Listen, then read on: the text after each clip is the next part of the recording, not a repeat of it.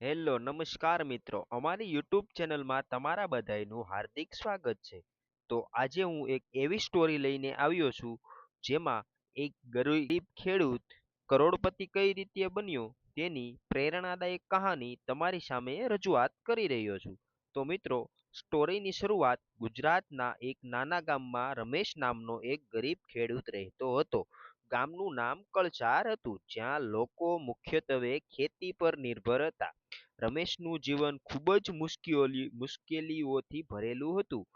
તેની પાસે માત્ર 2 એકર જમીન હતી, જે પણ બાંજ હતી અને વરસાદ ઉપર આધારિત હતી. રમેશના પરિવારમાં તેની પત્ની ગીતા અને 2 નાના બાળકો હતા.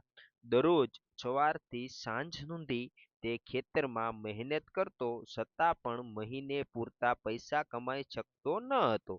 ઘણા વખતો એવી પરિસ્થિતિ આવી જતી કે ઘરમાં ખાવા માટે અનાજ પણ નહોતું. એક દિવસ ગામમાં એક મોટો વેપારી આવ્યો. તે શહેરમાંથી આવ્યો હતો અને નવા નવા ખેતીના ટેકનિક વિશે વાત કરી રહ્યો હતો.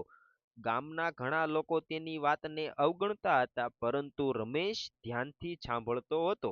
વેપારીએ કહ્યું કે જો તમે નવી ટેકનિક અપનાવો તો ઓછી જમીનમાં પણ વધારે ઉત્પાદન મેળવી શકાય છે. આ વખતે રમેશને દિલમાં બેસી ગઈ કે તે રાત્રે ઘરે ગયો અને ગીતા સાથે ચર્ચા કરી. ગીતા થોડી શંકામાં હતી, કારણ કે તેમને પાસે પૈસા નહોતા નવી પદ્ધતિ અપનાવવા માટે, પરંતુ રમેશે નક્કી કરી લીધું કે તે કંઈક નવું કરશે. બીજે દિવસે રમેશે ગામના શાહુકાર પાસેથી થોડા પૈસા ઉધાર લીધા.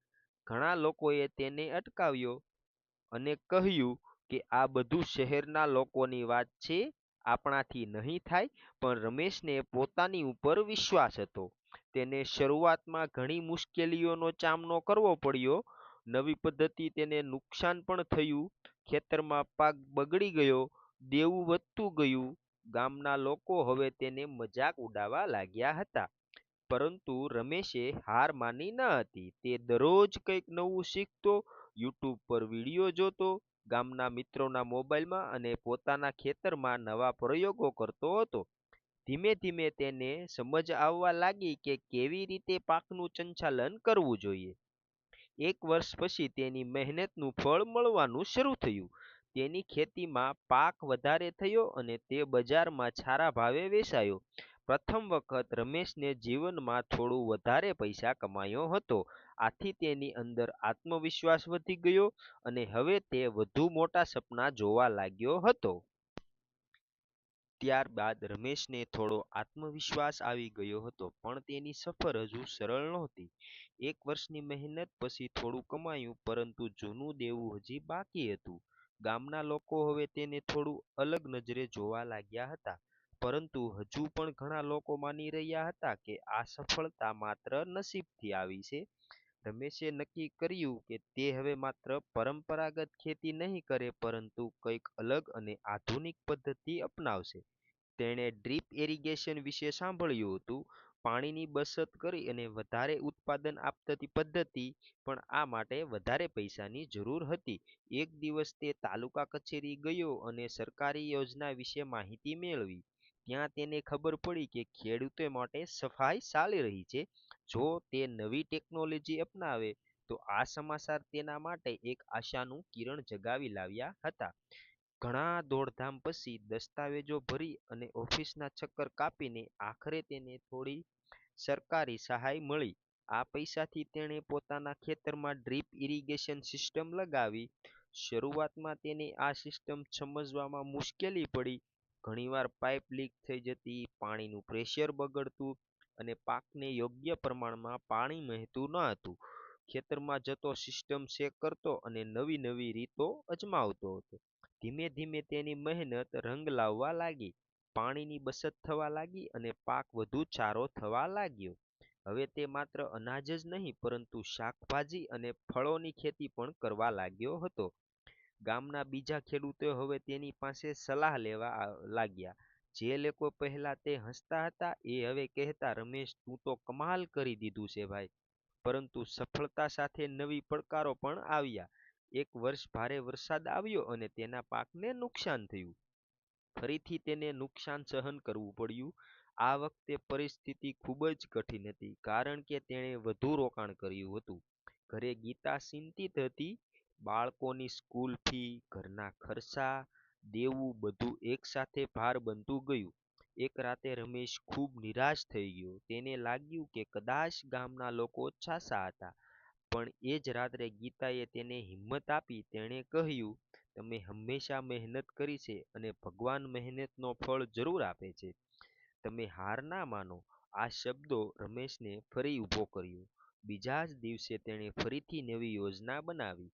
આ વખતે તેણે પાક વીમા વિશે સરકારી જાણકારી મેળવી હતી અને પોતાની ખેતીને સુરક્ષિત કરી. આ નિર્ણય તેની જીવનમાં ટર્નિંગ પોઈન્ટ સાબિત થયો હતો. રમેશ પાક વીમા લેવાનો નિર્ણય લીધો, જેથી તેના માટે એક મોટું પગલું હતું. થોડા સમયમાં તેને સમજાયું કે આ નિર્ણય કેટલો સાચો હતો. આગલા સિઝનમાં ફરીથી અણધાર્યા વરસાદે પાકને નુકસાન પહોંચાડ્યું, પરંતુ આ વખતે તેને વીમાથી વળતર મળ્યું. આથી તે સંપૂર્ણ રીતે તૂટી ગયો નહીં, પરંતુ ફરીથી ઊભો રહી શક્યો. હવે રમેશ માત્ર ખેતી સુધી સીમિત રહ્યો નહોતો, તે બજારને સમજવા લાગ્યો હતો. તે જાણતો હતો કે કયા પાકની માંગ વધુ છે અને ક્યારે વેચવાથી વધુ નફો મળે છે.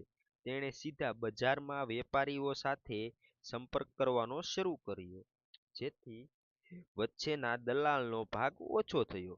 એક દિવસ તે શહેરમાં યોજાયેલા કૃષિ મેળામાં ગયો હતો. ત્યાં તેણે ઘણા નવા વિચારો જોયા. ઓર્ગેનિક ખેતી જોઈ, ગ્રીનહાઉસ ખેતી જોઈ અને ડાયરેક્ટ માર્કેટિંગમાં. બધું તેના માટે એક નવી દુનિયા જેવું હતું. તેમનાથી તેને ઓર્ગેનિક ખેતીના વિચારો સૌથી વધુ ગમ્યો. શરૂઆતમાં ગામના લોકો ફરીથી હસ્યા. હવે શું નવી નાટક કરી રહ્યો છે? પણ રમેશને હવે આ વાતોની અસર થતી ના હતી. તેણે પોતાના ખેતરમાં એક ભાગમાં ઓર્ગેનિક ખેતી શરૂ કરી. કોઈ કેમિકલ ખાતર કે જંતુનાશકનો દવાનો ઉપયોગ કર્યો વગર પાક ઉગાડવો સહેલું નહોતું. શરૂઆતમાં ઉત્પાદન ઓછું થયું, પણ ગુણવત્તા ખૂબ સારી આવી હતી. જ્યારે તે આ પાકને શહેરમાં લઈ ગયો, ત્યારે તેમને સામાન્ય પાક કરતાં બમણો ભાવ મળ્યો. આ તેની માટે મોટું આશ્ચર્યજનક વાત હતી. હવે તે સમજી ગયો કે ઓછી માત્રા પણ વધુ ગુણવત્તા એ જ સફળતાનો રસ્તો છે. ધીમે ધીમે તેણે આખું ખેતર ઓર્ગેનિક બનાવી દીધું. હવે માત્ર એક ખેડૂત નહોતો, પરંતુ એક સમજદાર વ્યવસાયકારી બની ગયો હતો. સમય સાથે તેણે એક નાનો કોલ્ડ સ્ટોરેજ બનાવ્યો, જેમાં પાકને લાંબા સમય સુધી સાચવી શકાય. આથી તેને બજારમાં યોગ્ય સમય પર વેચવાનો ફાયદો મળી શકે. ગામના ઘણા યુવાનો હવે તેની પાસે કામ કરવા લાગ્યા. રમેશ તેમને નવી ટેકનિક શીખવતો અને પોતે પણ શીખતો હતો. એક દિવસ શહેરમાં મોટા વેપારીએ તેની મોટી ઓફર આપી. તેને આખા પાકને સીધી ખરીદવાની. આ ડીલ તેને જિંદગીમાં બદલનારી હતી. આ ડીલ પછી રમેશની આવક ઝડપથી વધવા લાગી. થોડા વર્ષોમાં તેણે પોતાનું દેવું સંપૂર્ણ ચૂકવી દીધું અને નવી જમીન પણ ખરીદી. હવે લોકો તેમને રમેશભાઈ કહીને સન્માન આપવા લાગ્યા હતા. પરંતુ તેની સફર અહીં અટકવાની નહોતી. હવે તે એક મોટું સપનું જોઈ રહ્યો હતો. પોતાનું બ્રાન્ડ બનવાનું સપનું જોઈ રહ્યો હતો. હવે રમેશભાઈની ઓળખ માત્ર ગામ સુધી સીમિત રહી નહોતી. આસપાસના ગામોમાં તેની ચર્ચા થવા લાગી હતી. લોકો તેને મળવા આવતા, તેની પાસેથી શીખવા લાગ્યા. પરંતુ રમેશભાઈ મનમાં હવે મોટું સપનું હતું, પોતાનું એક બ્રાન્ડ બનવાનું. એક દિવસ તેણે નક્કી કર્યું કે હવે તે પોતાના ઓર્ગેનિક પાકને સીધા ગ્રાહકો સુધી પહોંચાડશે. તેણે શહેરમાં જઈને બજારનું અભ્યાસ કર્યું અને તેને ખબર પડી કે લોકો શુદ્ધ અને ઓર્ગેનિક ખોરાક માટે વધુ પૈસા ચૂકવવા તૈયાર છે.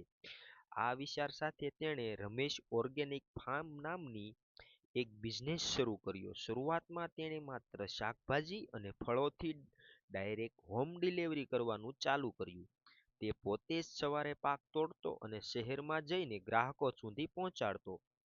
શરૂઆતમાં ગ્રાહકો ઓછા હતા, પણ જે લોકો એકવાર તેનો માલ લેતા, તેઓ ફરીથી ઓર્ડર કરતા, કારણ કે તેની ગુણવત્તા અને વિશ્વાસ ખૂબ મજબૂત હતો. ધીમે ધીમે તેના ગ્રાહકો વધતા ગયા. હવે તે એકલો બધું સંભાળી શકતો ન હતો. તેને ગામના યુવાનોને જોડ્યા અને તેમને કામ આપ્યું. આથી ગામમાં રોજગારી પણ વધવા લાગી. સમય સાથે તેણે એક નાની પેકિંગ યુનિટ ચાલુ કરી હતી. હવે તેનો માલ સુંદર રીતે પેક થઈને શહેરના મોટા સ્ટોરોમાં જવા લાગ્યો હતો. એક દિવસ એક મોટી કંપનીએ તેની સાથે કરાર કરવાની ઓફર આપી હતી. આ ઓફર સ્વીકારે કે નહીં, આ માટે એક મોટો નિર્ણય હતો. ઘણા વિચારો કર્યા પછી રમેશભાઈને આ તક સ્વીકારી.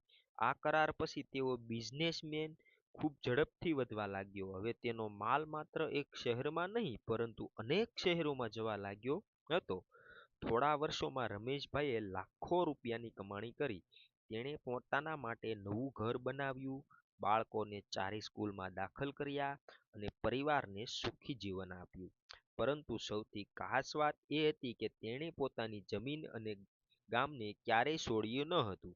તે હંમેશા કહેતો, મારી ઓળખ મારી માટીથી છે અને હું મારી માટી માટે કંઈ પણ કરી શકું. હવે લોકો તેને માત્ર એક ખેડૂત નહીં પરંતુ એક સફળ ઉદ્યોગપતિ તરીકે ઓળખવા લાગ્યા હતા. પણ તેની સૌથી મોટી સિદ્ધિ હજુ બાકી હતી, જે હતી કરોડપતિ બનવાની. રમેશભાઈ હવે માત્ર એક સફળ ખેડૂત કે બિઝનેસમેન નહોતા રહ્યા, તેઓ એક પ્રેરણાદાયક બની ગયા હતા. તેણે બિઝનેસ રમેશ ઓર્ગેનાઇઝેશન ફાર્મ હવે ઘણા શહેરોમાં જાણીતા નામ બની ગયું હતું. પરંતુ સફળતા સામે જવાબદારી પણ વધી ગઈ હતી. હવે રમેશભાઈએ નક્કી કર્યું કે તે પોતાની સાથે બીજા ખેડૂતોને પણ આગળ વધારશે. તેણે ગામમાં એક નાનું ટ્રેનિંગ સેન્ટર ચાલુ કર્યું, જ્યાં તે ખેડૂતોને નવી ટેકનોલોજી, ઓર્ગોનિક ખેતી અને માર્કેટિંગ વિશે માહિતી આપતા હતા. આથી ઘણા ખેડૂતોને આવકમાં વધારો થયો. જે લોકો પહેલા મુશ્કેલીઓમાં હતા, તેઓ હવે સારી કમાણી કરવા લાગ્યા. ગામના સમગ્ર વાતાવરણ બદલાઈ ગયું. એક દિવસ સરકાર તરફથી રમેશભાઈને સન્માન મળ્યું. તેને સર્વશ્રેષ્ઠ પ્રગતિશીલ ખેડૂત તરીકે એવોર્ડ આપવામાં આવ્યો. આ દિવસ તેમના માટે ખૂબ જ ગૌરવનો હતો. તે દિવસ પછી મીડિયામાં પણ તેમની વાર્તા બતાવવા લાગ્યું. ટીવી ચેનલ, અખબાર બધે તેમની ચર્ચા થવા લાગી હતી. હવે તેમના બિઝનેસમાં વધુ રોકાણ આવવા લાગ્યું. તેણે એક મોટી પ્રોસેસિંગ યુનિટ શરૂ કરી, જ્યાં શાકભાજી અને ફળોથી વિવિધ પ્રોડક્ટ બનાવવામાં આવતા, જેમ કે જ્યુસ, પછી આચાર અને પેકેટ ફૂડ. આથી તેમની આવકોમાં વધુ મોટો વધારો થયો. થોડા વર્ષોમાં રમેશભાઈએ કરોડો રૂપિયાની સંપત્તિ બનાવી. હવે તેઓ સત્તાવાર તરીકે કરોડપતિ બની ગયા હતા. પણ તેમ છતાં તેની સાદગી અને મહેનત ક્યારેય બદલાઈ નહીં. તેઓ આજે પણ સવારે ખેતરમાં જતા, જમીન સાથે જોડાયેલા રહેતા. એક દિવસ એક યુવાન ખેડૂત તેમને મળવા આવ્યો અને પૂછ્યું, રમેશભાઈ, તમે આટલી મોટી સફળતા કેવી રીતે મેળવી? રમેશભાઈના મોઢા પર સ્મિત સાથે બોલ્યા, સફળતા કોઈ એક દિવસમાં નથી મળતી, તે સતત મહેનત અને સાચી દિશા અને ક્યારેય હાર ના માનવાના સંકલ્પથી મળે છે. આ શબ્દ માત્ર એક યુવાન માટે નહીં પરંતુ દરેક માટે એક મોટો પાઠ હતો.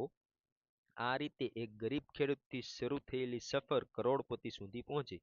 પરંતુ સાચી સફળતા પૈસામાં નહીં પરંતુ બીજા લોકોને આગળ વધારવામાં હતી. તો મિત્રો, તમને આ વિડીયો કેવો લાગ્યો? જો મિત્રો વિડીયો તમને સારો લાગ્યો હોય તો વિડીયોને લાઈક કરી દેજો, ચેનલને સબસ્ક્રાઈબ કરી દેજો અને એક કમેન્ટ કરી દેજો. અને તમે પણ મિત્રો જીવનમાં આવી જ રીતે આગળ પ્રગતિ કરતા રહો અને રમેશભાઈ તરીકે એક મોટા બિઝનેસમેન બનો, તેવી અમારી મનોકામના. આભાર. Thank you.